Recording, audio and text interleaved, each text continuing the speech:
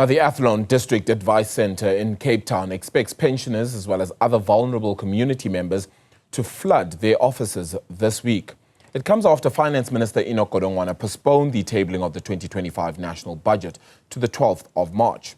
Ntokozo Khumalo spoke to the project manager at the centre, Brian Alcock, who told her the delay means people cannot plan their budgets.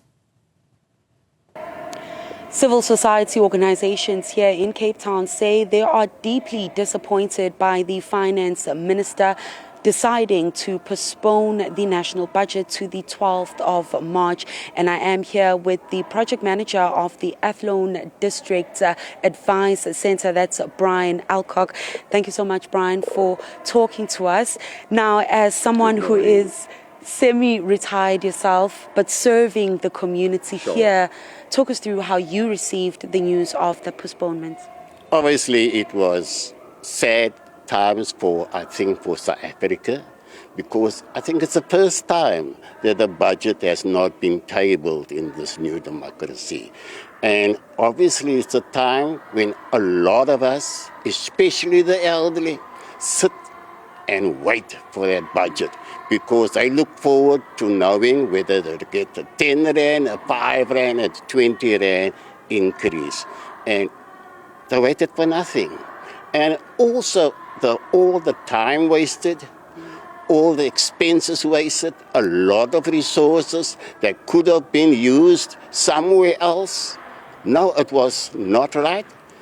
People were ready at 2 o'clock to listen, to tune in. They were walking around in the chambers in Parliament, nobody knowing what's going on. Then suddenly at 2:30, we hear that it's being postponed. And then later on, we heard that it could be postponed for 3 weeks.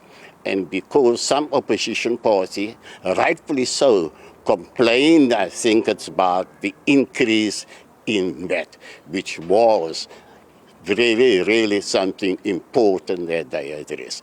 And prior to that, a lot of our civil organizations had a protest in the cathedral on Tuesday evening and outside Parliament, waiting for the budget and posing what we thought was going to be in the budget. And now, as an MPO yourself, obviously you help community members here, a lot of them probably receiving that grant, as you just said.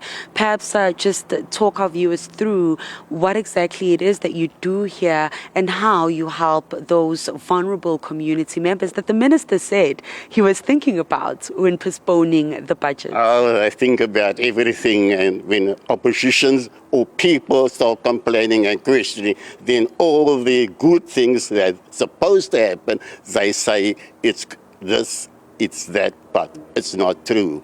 Here, the Athlone District Advice Office, a lot of people come to us for the advice.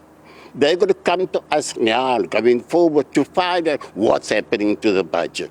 Because, we serve a community that needs money, a community that's living below the breadline.